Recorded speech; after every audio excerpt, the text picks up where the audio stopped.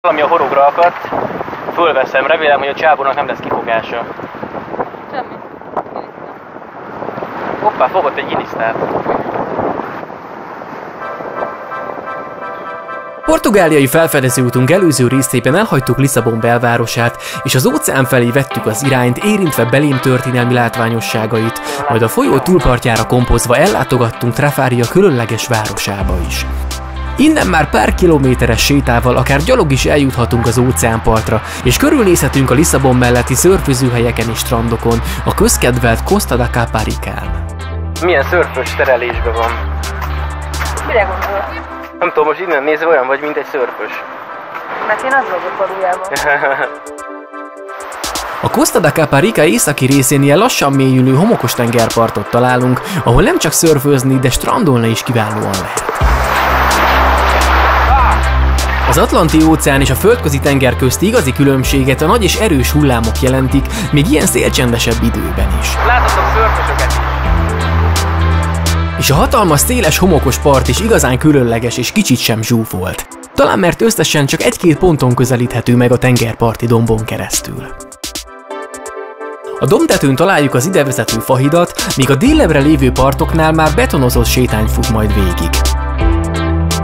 Most a nap felé fordulva egy hullámtörőt is láthattok a távolban, ami sokkal gyakoribb arrafelé.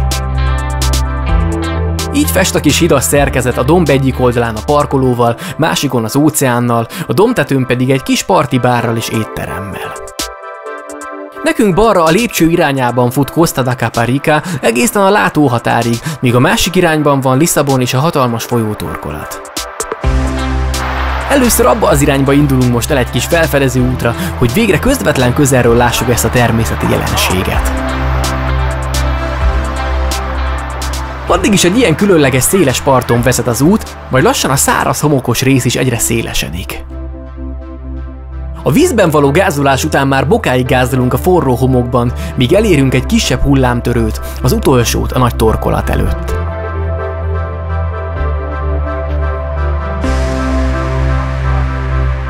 Innentől már se nagy dombok, se épületek nincsenek a parton. A sivatag egyik oldalán az óceánt, a másikon pedig egy mediterrán bozótos látunk, míg egy kis deszkával a kézben átszálljuk a pusztaságot.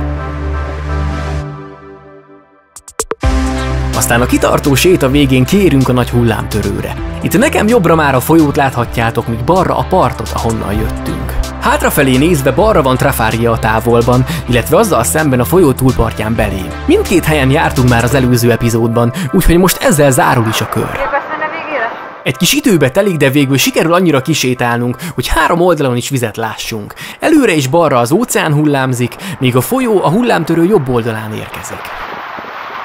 Itt, ahol a két víz találkozik, érdekes áramlatokat figyelhetünk meg. Úgy tűnik, mintha a tenger erőteljesebben folyna befelé a torkolatba, mint ahogy a folyó érkezik.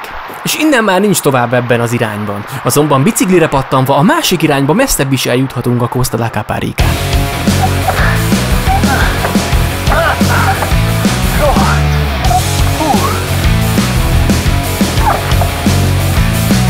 Sikerül!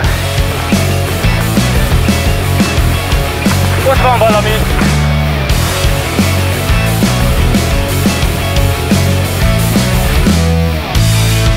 A lakott területeket és a nyaralókat elhagyva Fonteda Téljá felé biciklizünk az óceánparttal párhuzamos dombok süppedős földútjain. Ja, itt le lehet menni elvileg a partra, és szerintem azok álltak itt meg, akik ott strandolnak kinn a parton. Úgyhogy nézzük meg, hogy mi a helyzet. Az itt látható kis síneken egy apró vonat közlekedik, mintegy 30 kilométeren keresztül végig a parton. És ha épp nem biciklivel vagyunk, ezzel lehet megközelíteni az egyébként autóval csak nehezen elérhető természetes partszakaszokat, mint ahova most is érkeztünk. Itt annak a dűnék.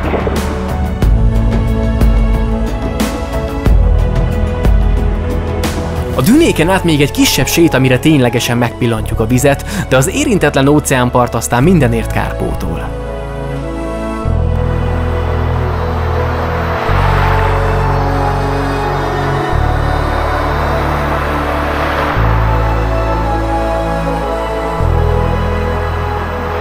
Gyerekek, ez a part, ez hatalmas.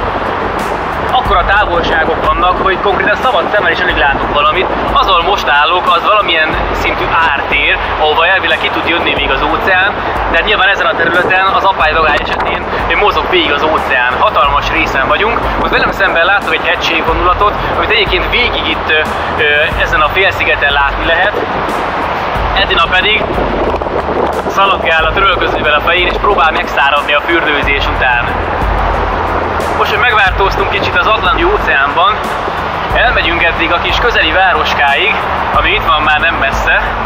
Itt most fogunk venni egy kis vizet, meg ilyesmi dolgokat, és akkor feltankolunk a hazaútra, és visszamegyünk. Juhú!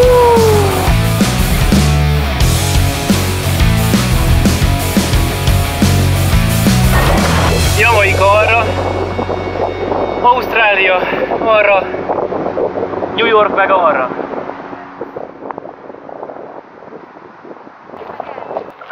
A homoki biciklizéstől megfáradva Fontida Téja főutcáján keresünk boltot, míg végül egy kis éttermet, büfét szemelünk ki a pihenésre.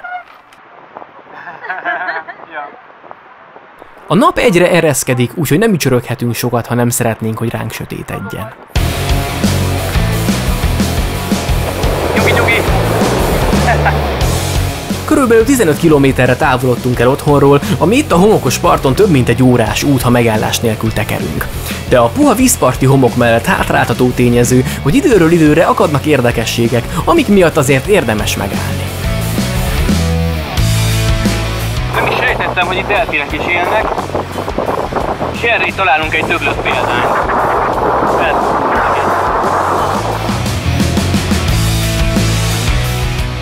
Kevésbé szomorú látványosság a horizonton lebukó nap. Tartunk is egy kis szünetet, hogy gyönyörködjünk benne.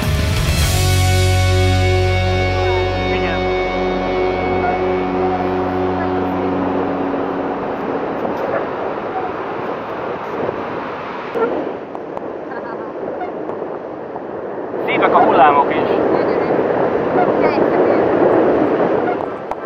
Amiket itt most körülöttem láttok, ezek az itteni halászati eszközök tulajdonképpen. Ezzel a hajóval, ezzel a különös formájú hajóval szokták bevinni a hálót. Aztán velem szemben most látjátok ezt a traktort, annak a hátulján van egy ilyen tekercselő eszköz, ami feltekercseli a kötelet, és feltekercseli magát a hálót, és az húzza ki tulajdonképpen a tengerből a hálót benne a halakkal. A traktor előtt pedig látjátok azokat a kis ládákat, azokba teszik bele a halakat, illetve a ládák előtt lévő kis ilyen fehér anyagos részből alakítanak ki egy ilyen átmeneti medencét, amiben a kifogott halak benne vannak addig, amíg berámolják őket a ládákba. Szóval így halásznak errefelé. Hogyha kíváncsi vagy a teljes folyamatra testközelből, iratkozz fel a csatornámra és tarts velem legközelebb is, amikor egy tradicionális portugál halászat kellős közepébe csöppenünk.